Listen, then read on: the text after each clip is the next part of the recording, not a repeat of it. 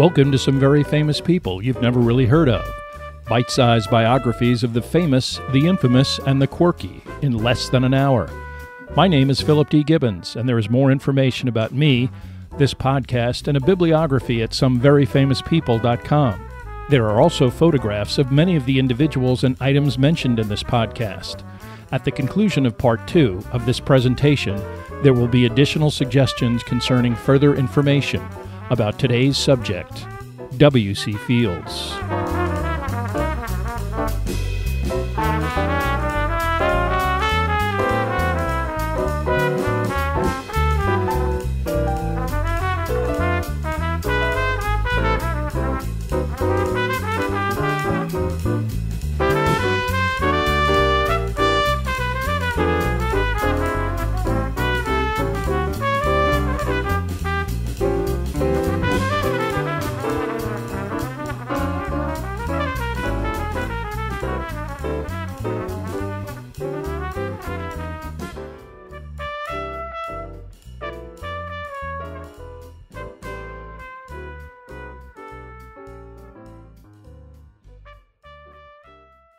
Now let's continue with Part 2 of W.C. Fields.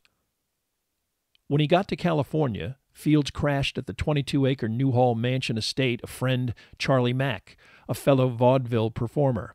He wasn't having much luck professionally until he happened to run into another old associate at the Biltmore Hotel in Santa Barbara. Marilyn Miller was about to star in Warner Brothers' Her Majesty Love, and needed a character actor to play her father, an old juggling showman. Fields was perfect, and he got the job at $5,000 a week, with 4 weeks guaranteed. Unfortunately, Her Majesty Love flopped terribly. Miller was at the end of a contract that would not be renewed, and Fields was again unemployed. It would be 6 months before he appeared in the surreal and forgettable $1 Million Legs, the first film that Fields shot without his trademark clip-on mustache, a prop he would never use again. Another 6 months would pass before Paramount used him in If I Had a Million, a star-studded production that importantly teamed him up in the complicated 7-part plot with Alison Skipworth. Despite a cast that featured George Raft, Gary Cooper, Charles Laughton, Jack Oakey, Fields, and Charles Ruggles, the film barely turned a profit, and because Fields was on a one-picture deal with Paramount, he would have to hustle for his next job. Deliverance came in the form of legendary producer Max Sennett, who bankrolled Fields for a series of 2-reelers, short films that ran a little over 20 minutes. Fields figured this would be easy money, as all he had to do was write up a lot of the comedy sketches he had done in vaudeville and get them on film. Things started off well with The Dentist, but then went off the rails with The Fatal Glass of Beer, a film that was universally panned and so alarmed Sennett that he decided to interfere directly with the creative process, which irritated his star completely. Luckily, because of the success of The Dentist, Fields was attached to his next feature, International House, which would provide him with a major career breakthrough. Despite a preposterous plot, Fields debuts while landing in an autogyro and spends most of the film either aspiring to be or under the influence, his W.C. persona on display throughout the film. Reviews were wildly enthusiastic, and box office was good enough to prompt Paramount to talk about a long-term deal. Considering that he had just lost $100,000 in a bank failure that was typical of the early 30s, and the entire film industry was on rather shaky financial ground, Fields signed a deal for 4 pictures over 10 months at $4,375 a week, with an option for a 5th. Years after being canned by Paramount from his silent picture contract, Fields was back and bigger than ever. He had outlasted contemporaries like Ramon Novarro, Gloria Swanson, Douglas Fairbanks, and Mary Pickford. Despite his financial ups and downs, Fields always lived pretty well, renting and never buying homes throughout Los Angeles. After leaving Newhall, he rented a house on Toluca Lake so that he could row across the water to the Lakeside Country Club, where he played as much golf as possible. Fields would quickly dispatch 2 more Max Sennett shorts before getting involved in his first feature under his new deal. Because he got complete creative control over scripts, another of his demands, Fields spent much of his time at home polishing gags with other writers, his fully stocked bar an added benefit. The result was Tilly and Gus, which would not only pair Fields up again with Alison Skipworth, It would also pit him against infant Ronald Leroy Overacker, a.k.a. Baby Leroy, a one-year-old plus character actor who had taken the industry by storm. Much of the lore surrounding Fields' alleged dislike of children would stem from this association. Not only was Baby Leroy Fields' perpetual on-screen foil, he also made production difficult, most likely terrified by Fields' enormously bulbous nose. Even still photos of Fields and Baby Leroy off-set show him in various degrees of distress. On stage, he dragged out scenes with perpetual crying.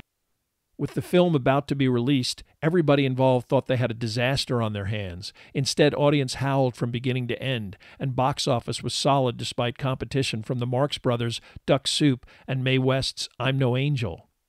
W.C. Fields would whip through several solid performances during the remainder of 1933 and 1934. Six of a Kind, You're Telling Me, and The Old-Fashioned Way. Stuck in the middle of these efforts were Fields' least favorite role as Humpty Dumpty in Alice in Wonderland and the dreadful Mrs. Wiggs of the Cabbage Patch, which finally proved to the Paramount brass that casting Fields as a secondary character was a mistake. In fact, the next chapter of his career contained three of his most unforgettable roles and established him as one of Hollywood's biggest stars. W.C. Fields always maintained that only studio administrators and behind-the-camera influence was what kept him from earlier screen success. This belief was underlined by the production of what may be Fields' most hilarious and quintessential effort, It's a Gift. Fields began production in June 1934 with an 11-page story outline that mostly paralleled the finished film. By the end of August, it was a completed 86-page script, with various scenes again taken from bits or ideas from Fields' vaudeville past. Fields' persona of the henpecked husband, constantly upbraided and belittled by his overbearing wife, condescended to by his children, and desperately seeking miraculous escape from business failure and irritating neighbors, would crystallize in Harold Bissonnet, a grocer who receives a modest inheritance and seemingly squanders it on a California orange ranch. The film is nothing more than a sequence of bits that are woven together, Fields improvising more often than not, until the conclusion leaves him cleverly turning the tables and walking away with his much-deserved fortune and solitude. Only days after It's a Gift was completed, MGM and David O. Selznick ran into trouble during their production of David Copperfield. Charles Laughton, against his better judgment, had been persuaded to take the key role of Wilkins Micawber, and after 3 days of shooting, the skilled actor was convinced that he was completely unsuitable to continue. Reluctantly, Selznick and director George Cukor set about getting the man they had initially contemplated casting, W.C. Fields. Because he was under contract with Paramount, the actor would not come cheap, and Fields, always mindful of money and sensing he had MGM over a barrel, held out for $50,000 for 2 weeks' work. There were other stipulations concerning Fields' next film, and some of that money, per his contract with Paramount, went to the studio, but the actor would be well compensated for one of his most memorable roles. Fields was also a student of Dickens and was quite attentive to the part. While eating in the MGM commissary, he is said to have remarked, "To play Micawber is a lifelong dream. I can't believe my good luck." Fields was cast with child star Freddie Bartholomew in the title role. In fact, part of MGM's marketing strategy was to pack the film with well-known British movie stars to broaden the film's international appeal.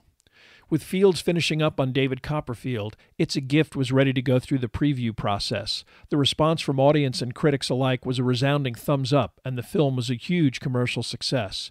By sheer volume, Fields was quickly becoming Paramount's biggest grossing comedy star, and his unusual deal with MGM only added to his industry stature. The actor was also looking forward to the premiere of David Copperfield at Grauman's Chinese Theater, but was underwhelmed with Selznick's final cut, which limited him to all of 17 minutes on screen, much of what he thought was his best work left on the cutting room floor. Over 2 hours long, the film was already challenged with having to convey the immensely detailed and character-filled opus, complete with both a younger and progressively older main character. Fields' misgivings proved overly cautious. Bolstered by strong box office in the United Kingdom, Copperfield generated millions in profit, with Fields even receiving some momentum for an Academy Award nomination. When his lease ran out on Toluca Lake, Fields rented a 7-acre ranch in Encino. Even his personal life was upgraded as, after a succession of attractive but utterly submissive and dependent female companions, Fields took up with actress Carlotta Monti, a stunning brunette who would conduct a tempestuous relationship with Fields for the rest of his life. For example, W.C. was in the habit of having his girlfriends take dictation of his ideas, jokes, and dialogue. When asked to serve in this role, Monty informed Fields that she was an actress and not a secretary. Fields then decided to hire a 35-year-old divorced mother, Magda Michael, as his formal secretary, which turned out to be a wise move. He was exhausted but pressed on with 2 films, Mississippi with Bing Crosby and The Man on a Flying Trapeze, which was similar to It's a Gift.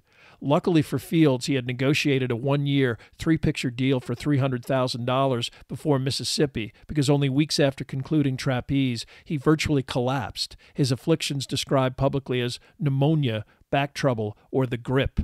In truth, Fields was suffering from decades of massive alcohol abuse that had finally taken its toll. He drank constantly throughout the workday, typically whiskey or gin mixed with fruit juice that made it less obvious to those around him. Currently for sale on a memorabilia website, an October 6, 1934, $124.02 bank check made out to the Hollywood Liquor Shop to cover Fields' monthly tab, which adjusted for inflation would be almost $2,000 today. For decades, Fields generally agreed to have consumed, on average, a couple of quart bottles of liquor on a daily basis, consumption that caught up with him in 1935. He fled to the remote desert location of Soboba Hot Springs, near Hemet, California, to attempt to dry out, but things only got worse. Late summer 1935 brought the bad news that his buddy, Will Rogers, had been killed in an Alaskan plane crash. Out of commission, plans for future studio projects fell by the wayside until Paramount hit on the idea of a remake of Poppy, Fields' old stage hit from the early 20s. Anxious to get back to work, Fields convinced both studio executives and insurance company doctors that he was fit enough to do the picture. Rumors were rampant that Fields was in such bad shape that he would never make another film, so his return was big news. But optimism dissipated when Fields, so ill and weak that he could barely keep his balance, needed stagehands to literally catch him if he fell during a scene. As soon as he finished filming, many of his scenes handled by a stand-in, Fields returned to Soboba Hot Springs. Plagued by skin hypersensitivity, serious lung congestion, and Paget's disease, he continued his heavy alcohol consumption. By now his entourage included not only Magda, but his brother and Carlotta, who began supplying a vegetarian diet that Fields barely touched. His problems were worsened by a local doctor who began injecting Fields with barbiturates to get him to sleep. Fields was unable to hoodwink a studio physician who diagnosed him as incapable of work, and Paramount put him on a salary suspension. By June 12, 1936, Fields was coughing up blood, and the doctor, Jesse Citrone, admitted him to a Riverside hospital. In an oxygen tent, Fields was examined by several LA-based specialists who told Citrone that his patient would probably not survive. The actor took a turn for the better when he began to refuse the daily sedatives prescribed by Citrone, and he eventually decided to move to a sanitarium in Pasadena, Las Encinas, where he would spend the next 9 months. Here he cut back on alcohol consumption and regained his health to at least a stable degree. 2 external events seriously upset Fields during his rehabilitation. After Fields deliberately left the care of Dr. Citrone, the physician submitted a bill for $12,000, an astronomical sum for the time period. This would evolve into a lengthy civil case complete with jury trials and appeals, centered around what Fields thought was the administration of inappropriate medication and excessive fees. Ultimately, in 1939, Citrone was awarded $2,000, a testament to Fields' tenacity when fighting over a buck. Proving that the apple doesn't fall far from the tree, Citrone's son Robert, as treasurer in 1995, would eventually bankrupt Orange County in the biggest municipal failure in U.S. history. Much more annoying was the appearance of Fields' wife Harriet and their son Claude, who took up residence in Los Angeles, ostensibly concerned about his declining health. Fields believed that they were merely preparing for his demise and wanted to be able to stake a financial claim in the event of his death.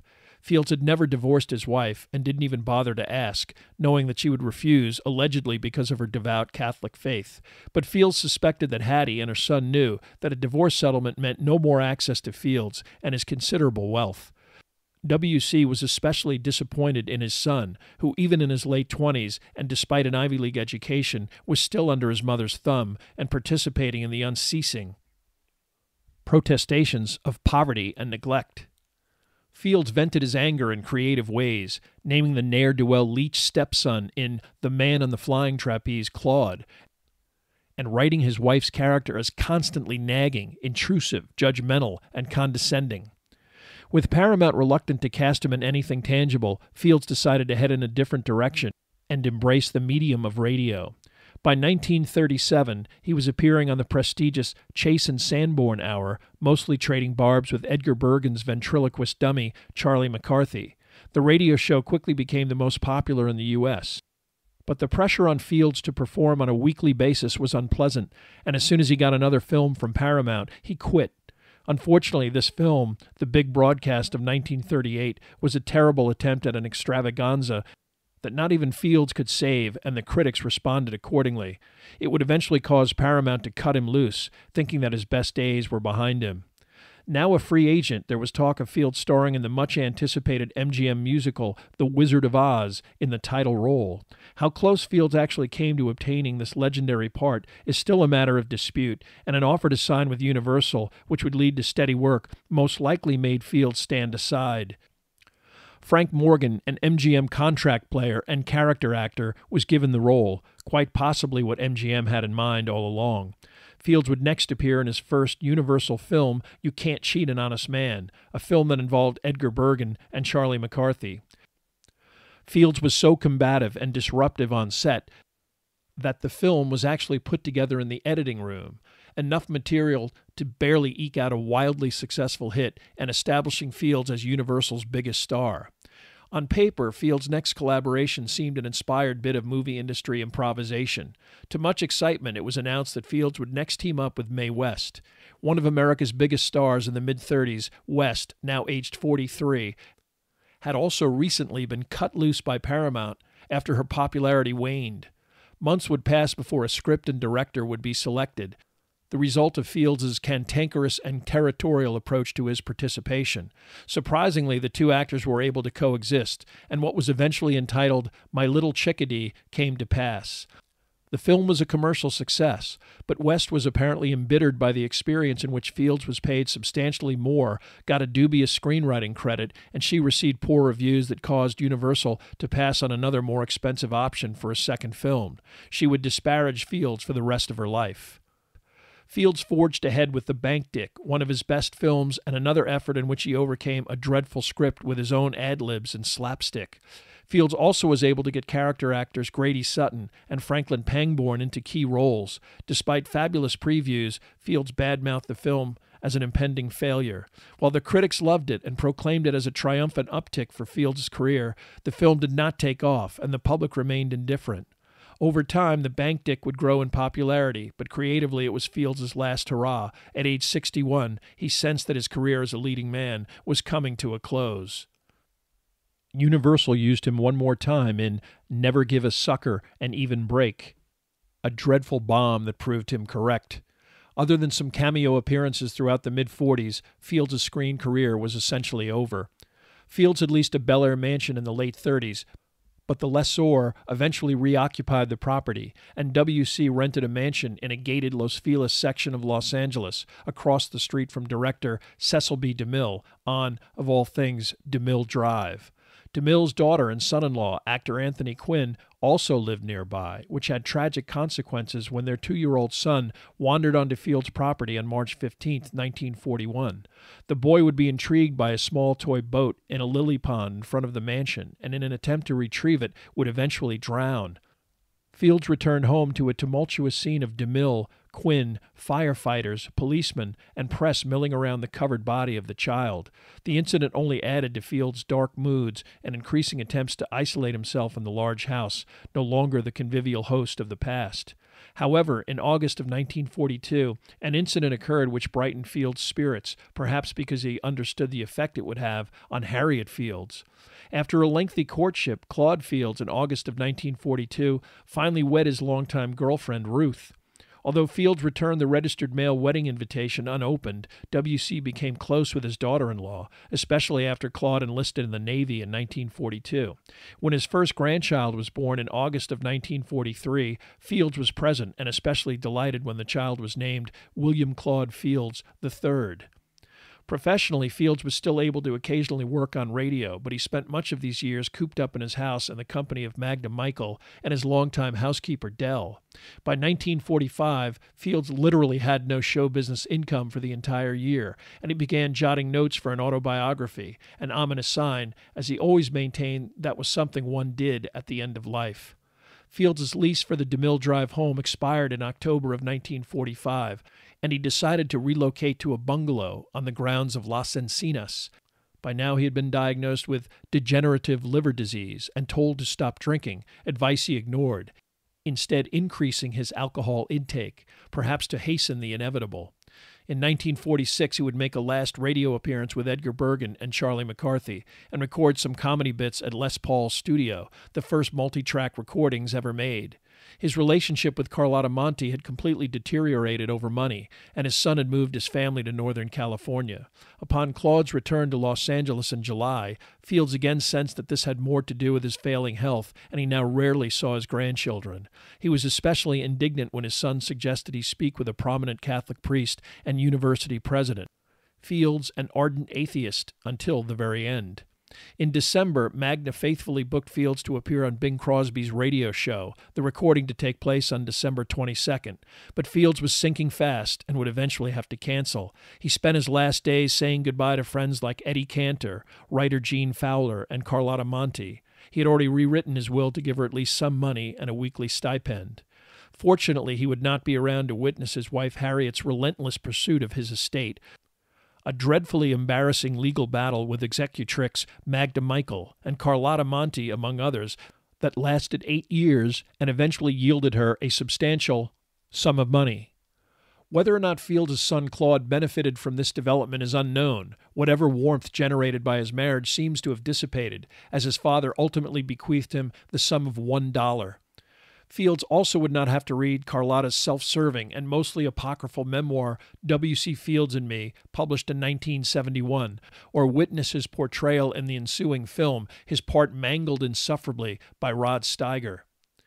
It was probably not surprising that Fields would start to deteriorate during the holidays. Unlike the contrived dislike of dogs or children, Fields genuinely detested Christmas. The son of close friend Gene Fowler once wrote of visiting Fields on December 25th in 1940. The account is both hilarious and poignant, a revelation into who Fields really was and the many facets of his complicated personality shaped by years of professional struggle and deep loneliness.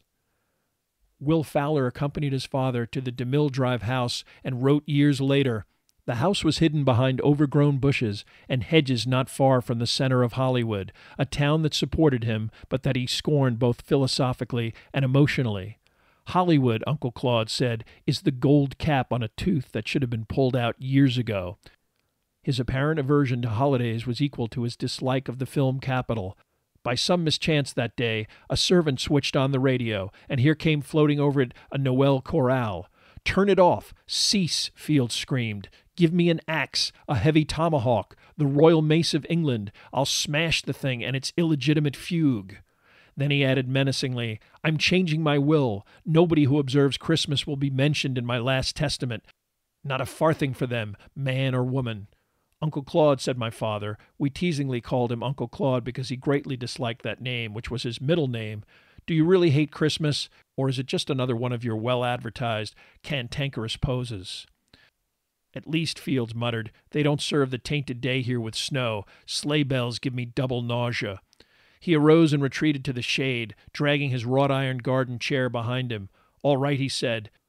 "I suppose you'll go blatting to all the world about it, but I'm going to tell you why I eschew Christmas and other silly holidays. It's because those days point up a thing called loneliness. An actor on the road, as I was for so long, and around the world 7 times, finds himself all alone on the days when everyone else has friends and companionship.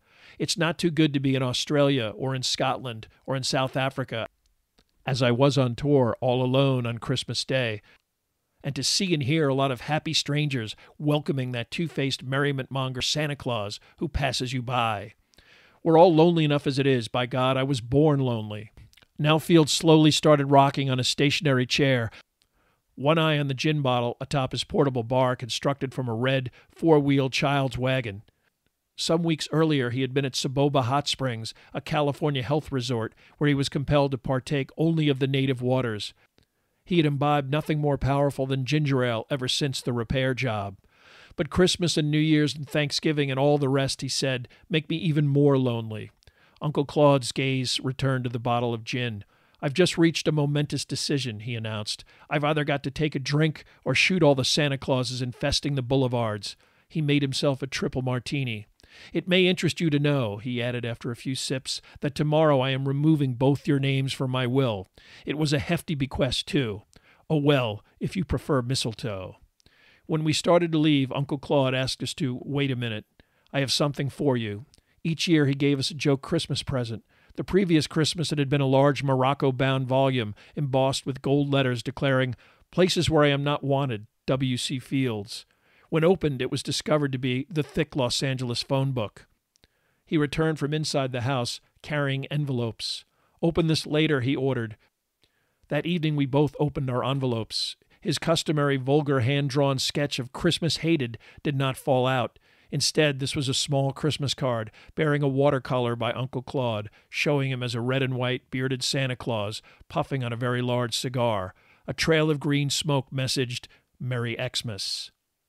W.C. Fields died on Christmas Day, 1946. Despite the legal protestations of his wife and son, he was eventually cremated and interred in a vault in Forest Lawn Cemetery. The plaque adorning his ashes merely lists his stage name and the years of his birth and death. Contrary to urban myth, there is no epitaph concerning the city of Philadelphia.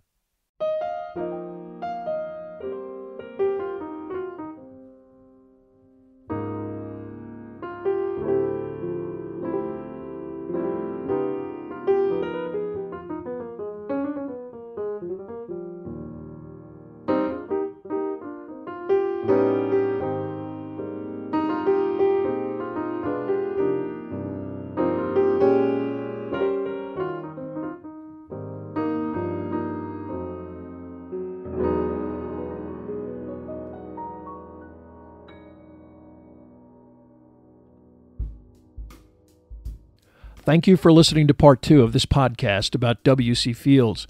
Much of the information for this presentation came from the books W.C. Fields, a Biography by James Curtis, W.C. Fields by himself with commentary by Ronald Fields, and W.C. Fields, A Life on Film by Ronald J. Fields.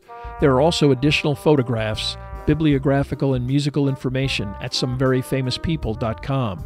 If you have enjoyed this presentation, please like us at our Facebook page, Some Very Famous People, and follow us on Twitter at Philip D. Gibbons. Also rate us on iTunes, and if you have the time, leave a brief review. A link is provided at the website.